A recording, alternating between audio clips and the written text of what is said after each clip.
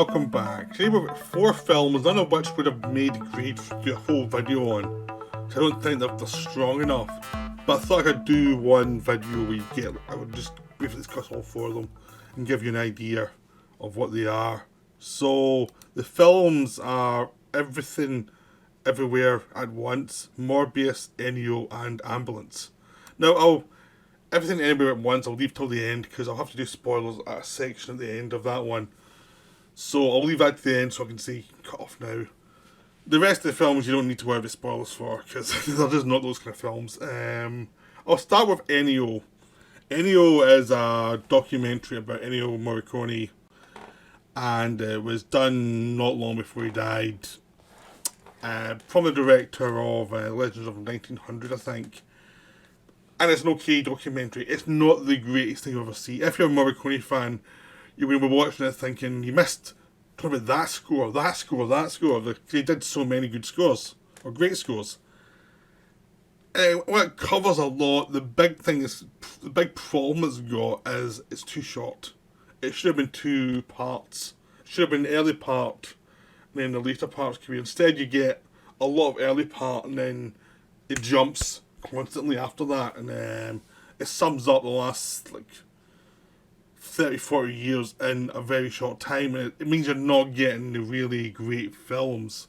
You're just getting little ones that the director of the film likes, and the rest of them are like, why did you miss that out? I mean, there's nothing about The Thing, which is one of the most iconic films and scores of the last 20-30 years.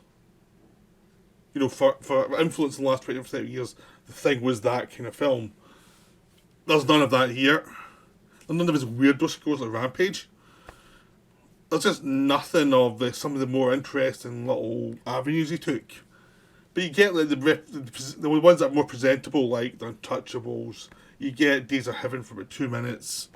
You know, you get a lot of films, but it's kind of one of those films that you really wish was more. So he starts off early and showing you where his influence came from, where he learned how to be a composer using the classical composers, how he started to make a living after he graduated by doing TV and film work, and it kept his name out of it to start with because he thought it would mean his maestros would look down on him. At some point he just I have to do it because it's how I make my living.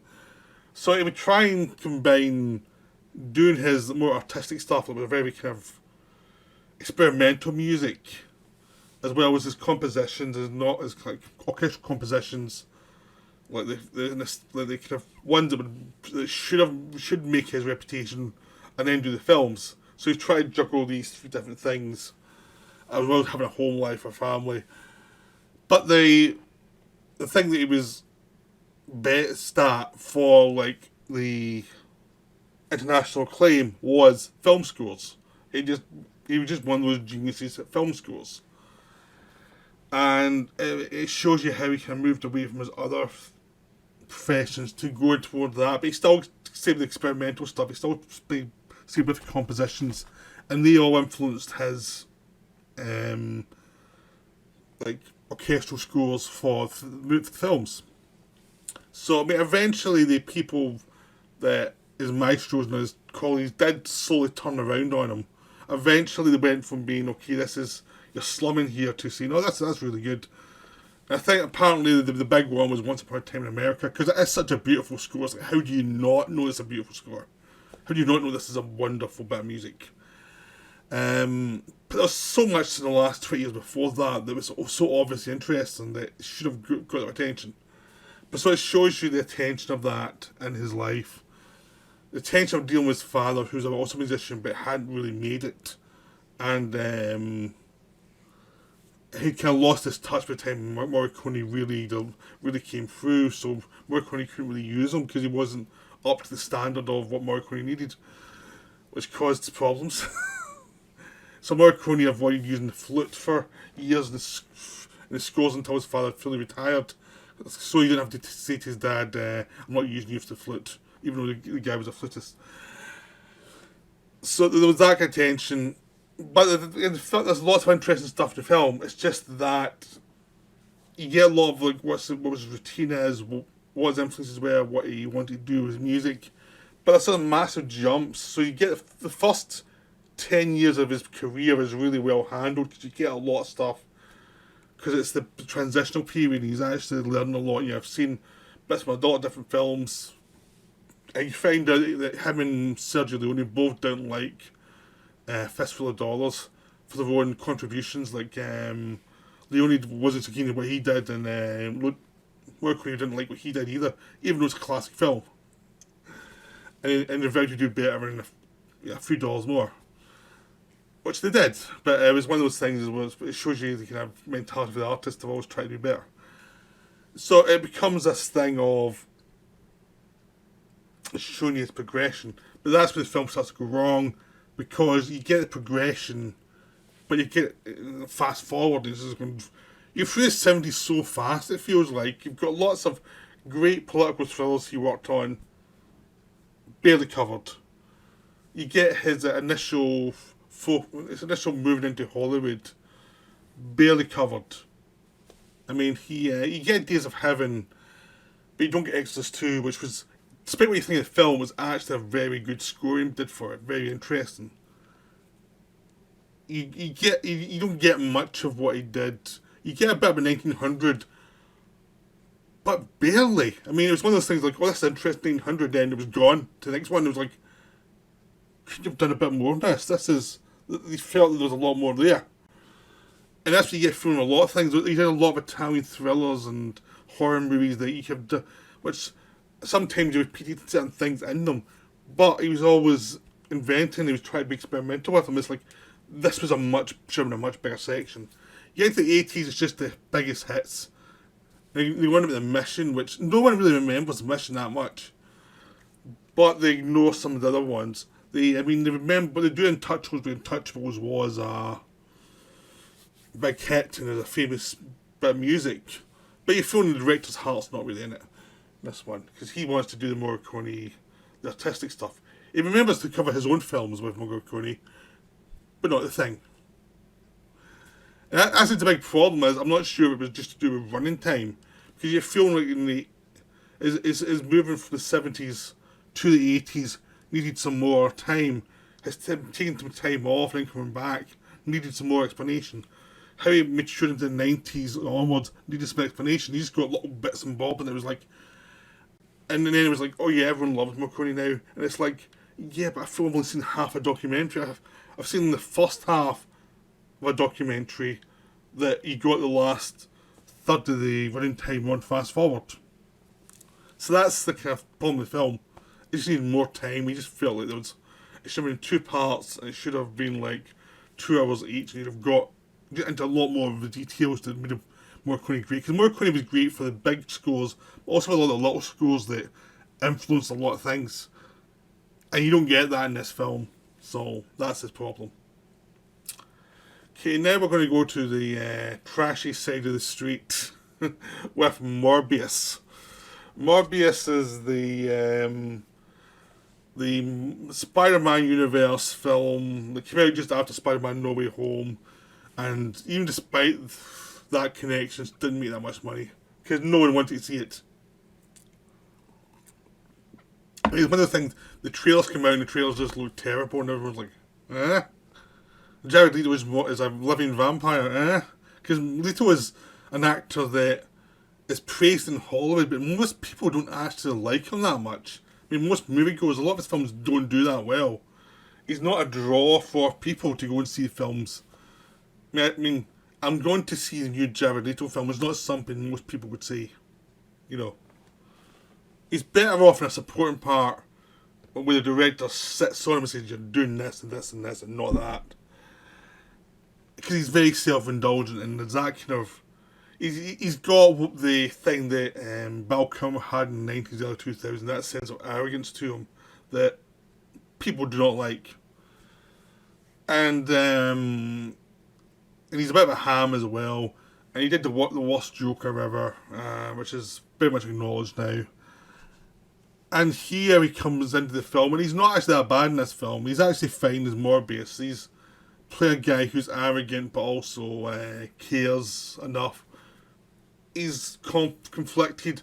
The problem for him is that Matt Smith steals the film. Matt Smith's the villain, and he just walks off the film.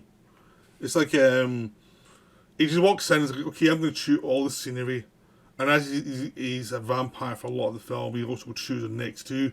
He's just like dancing, having the big villain speeches, but also be more sympathetic than the hero, because both of these characters have a deadly disease that's going to end their lives quickly, and it makes them very weak.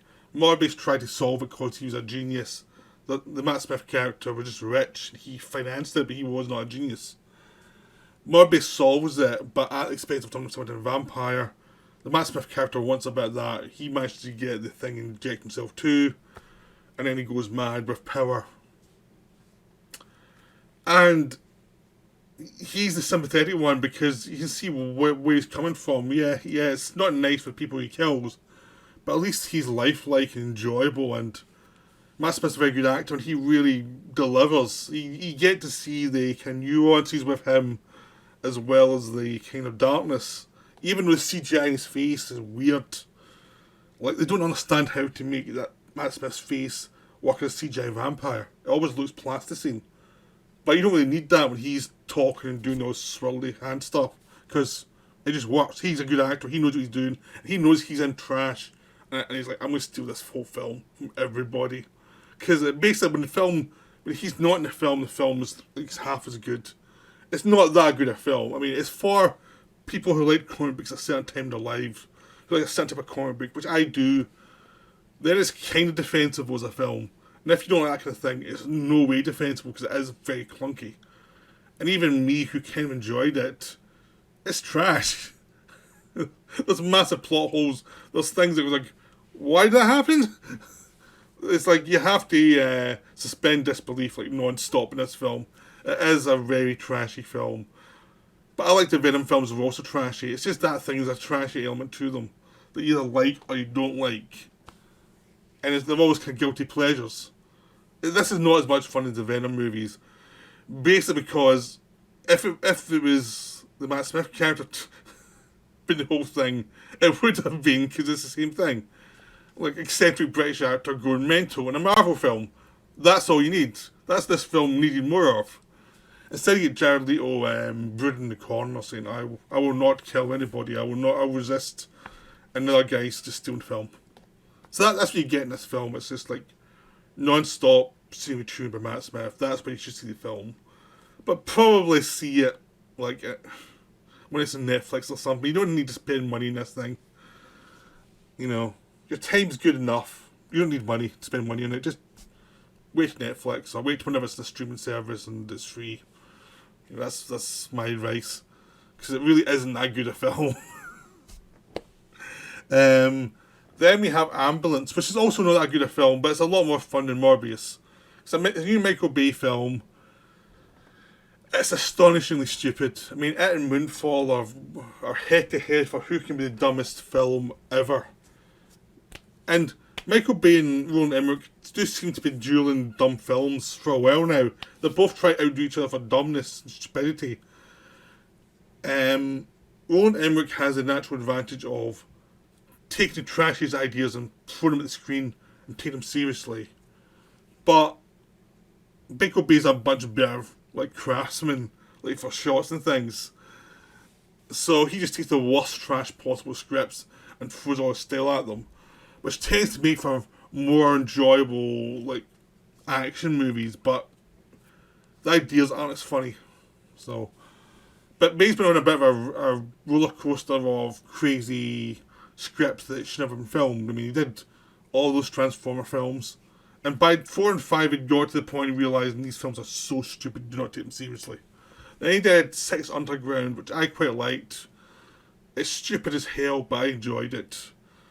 The Ambulance I didn't like as much, but it still was fun. He did some serious film as well. We tried to do 13 something in Benghazi. He's done Pain and Gain, which is a fun, silly film. So he's all over the place as a director, and he's no self-control. He's just completely lacking in self-control, which is a good part and a bad part of him, because you never know what you're going to get. This film, is a remake of a European film. It has a very dumb script, but it's very melodramatic. It was written by Chris Fedak, who wrote Chuck, who was one of the producers of Chuck, which is a show I adore. And he also did a lot of work on Legends of Tomorrow, another show I adore. So there's a certain way things he does that are melodramatic but very enjoyable. You can see that in the film, but Michael B doesn't get them. Like you can see a much more genre savvy director taking this material and making something more eccentric and culty with it.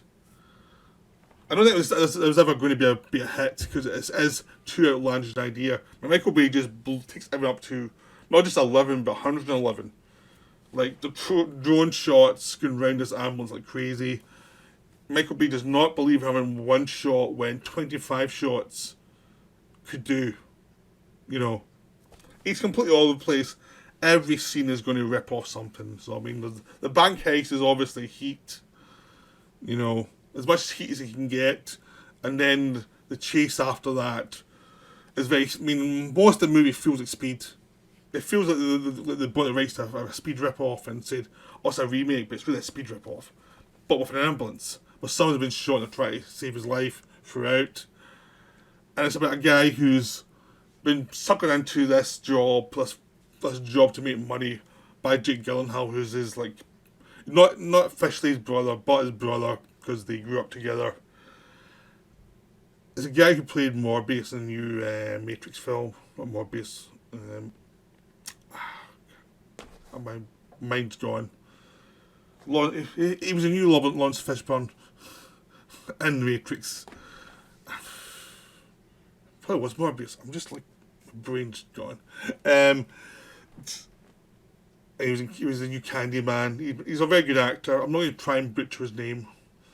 And there's a lot of like fun actors around this film, and they're all doing their best, and they're all in a ridiculous film, and it is silly, and all the dramatic stuff is really silly, and it's full of Michael Bay-isms. Like it's a good 40 minutes too long. It should be an 90-minute film, and it's 2 hours 20 or something.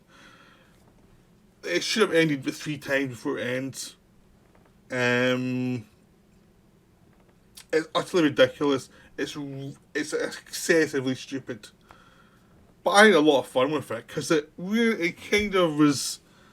It was so excessive and so mindless that it was just enjoyable. It was like you tell they know it's stupid, you know. Maybe not Michael Bay. Maybe he thinks it's most serious than it is, but everyone else in the cast seemed to know. Yeah, it's stupid, but we're gonna have some fun with it. So it's a silly B movie shot like an A movie, and with a budget that was way above what it should have been. Because so much of the stuff that could have been cut are just explosions of things you don't need in the film. You know, it should have been a tight little scary thing of being stuck in this location and getting chased down and thinking of having it. This one, instead it's just excess after excess after excess. It's just like, it's really silly, but very enjoyable. Then finally we have everything. Look, I'm just going to look at the title again because of Everything Everywhere At Once, which is the my overrated film of the year. You know, it's not anywhere near my film of the year, but it's definitely overrated, and everyone seems to love it. And I'm like, oh, really? This is it? This is what you're saying is the film of the year? This is the best you can do for film of the year? Because it's early. I'm hoping people will get some sanity involved because it's okay. That's it. It's okay. It's not great. It's a multi-dimensional film about a woman who starts to see her life from different dimensions as she goes through a family crisis. And the film gets more and more outlandish, where you get kung fu fights and lots of other things, and people jumping in dimensions into other bodies and things. It's really weird and silly, and it all comes back as a family metaphor. That's kind of the story. And you can get that early on, it's all going to come back. Everything's going to turn into itself and all the rest of it. The problem with it is, it's not as clever as it thinks it is. It's really rather simple. It's a family drama. It's almost like a sitcom film with a sci-fi twist. But the sci-fi stuff is not that clever. It's stuff you've seen before, multiple times before. The family stuff is sitcom level. If they try and have a couple of scenes that's more serious, but there's nothing that deep. It's just the actors are really committed and they're really trying their best to make it really seem deeper than it is. But for me, it was film was going way too fast. Now, same way as like in a sitcom or film like that, where it's for some of the sitcom based type of thing, where it's just joke after joke after joke. It's like, when you keep the jokes coming, in this case, keep all the weird sci-fi stuff coming with some jokes. So we don't have to actually investigate what's actually going on. So that we don't have that many slow scenes. So there's only 3 or 4 slow scenes. Or the other scenes that are more serious, you get in about a minute and then suddenly it's up to the next bit. And it's like, just when you need to, just when you're thinking, oh, they're going to go into some detail here, up to the next gimmick. Because we're not going to go too far into character. We're not going to do too much here. It's just not a bag to go too deep. So all the characters do feel like they're like caricatures of characters, and it's just weightless. It's really weightless. That's a big thing for me. Is like, it's taking what should actually work, because it is the idea of a family drama, choosing a sci-fi thing for family situations, showing the kind of cracks within the family and all the painful decisions that have caused these cracks, and it covers them, but it covers them in a very kind of half-assed way that to me doesn't land. The ending doesn't land at all, because throughout the film it's too scared to stop and actually be really careful about how they're setting things up and detail. It always feels like it's like everything's like a first draft element of throw this in, throw that in, throw that in. It's like, does it all connect? Is it all paced well because of the connections? No, it's going to go fast. You're not going to be too bored. And it kind of gets a bit exhausting because it's just floating around, and there's some good ideas and some bad ideas. But even the bad ideas, there's too many of them. The good ideas tend to be turned into bad ideas by overexpansion and silliness, and they're not left to linger to really give it a drive. So I'm just going to spoilers now, but generally, it's a kind of shallow film that people who want to seem smart say, "Oh, that's the best film of the year." It's not. It's really not. It's not very deep. And it doesn't really deliver on the idea of using sci-fi as a metaphor, or using multiverse as a metaphor for all your unfulfilled ambitions and dreams and the damage that is caused by them, and damage caused by your actions. It's selling itself on that. It's selling itself on being an exploration of that, but it never delivers. It just delivers the sitcom level, where you don't have to think too much, and everything, all the resolutions and all the redemptions and stuff is just very surface level,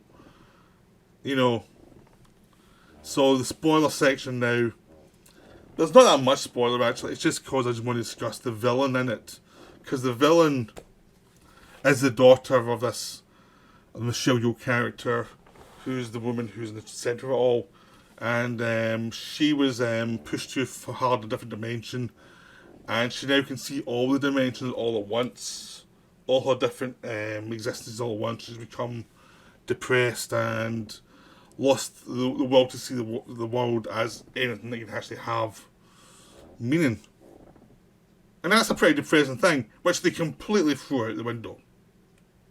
For a hug from her mum and just say, "Oh, we're all flawed," and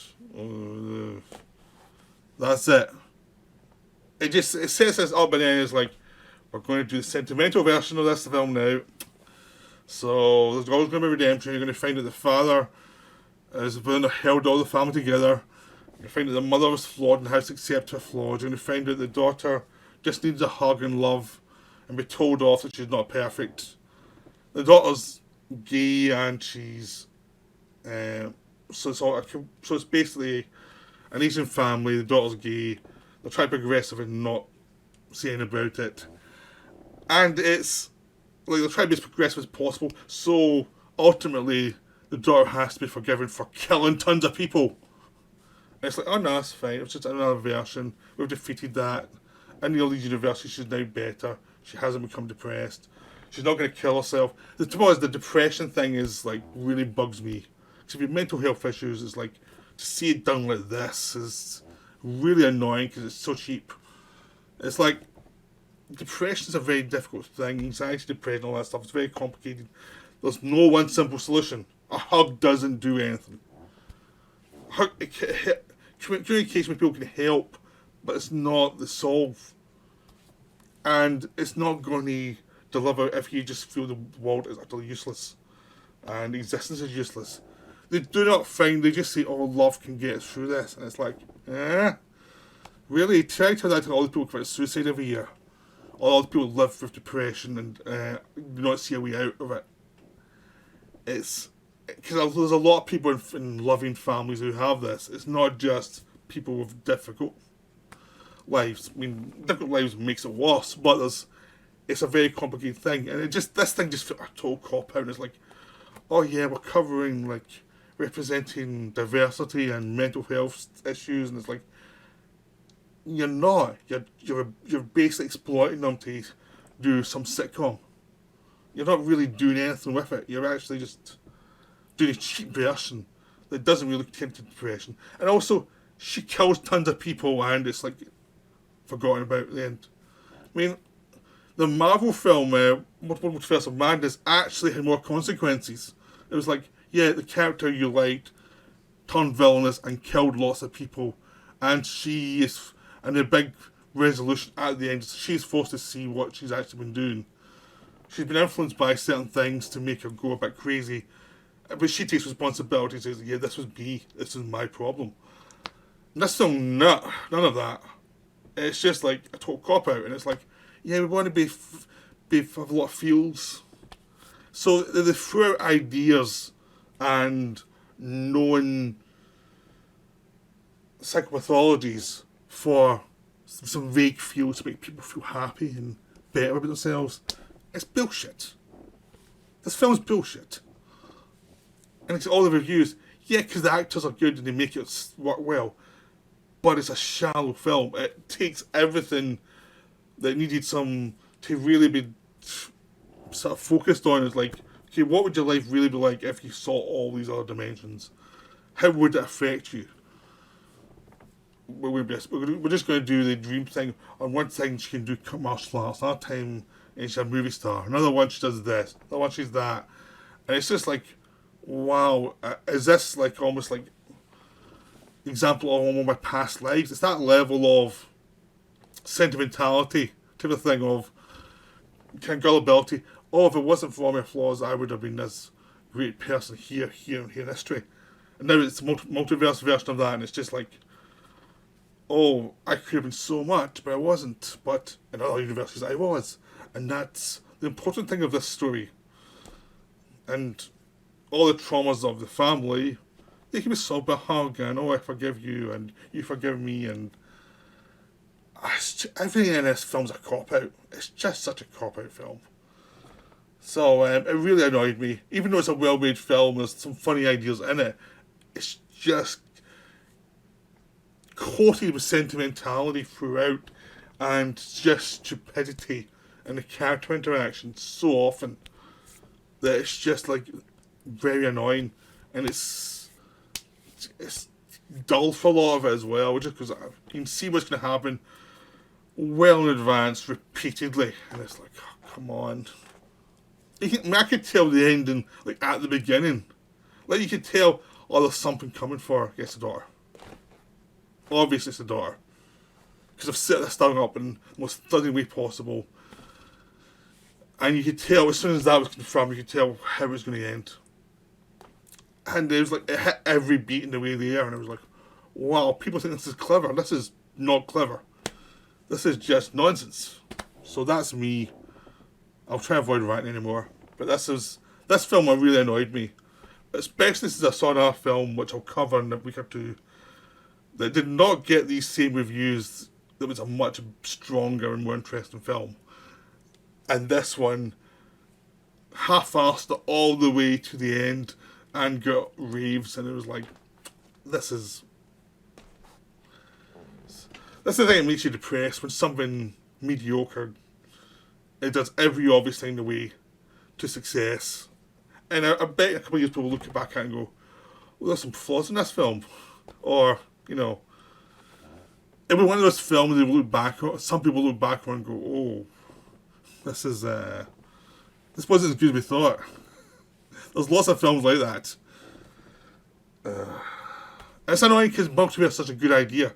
You can do so much. And he even done so much with this set up this woman whose life hadn't lived up to the potential.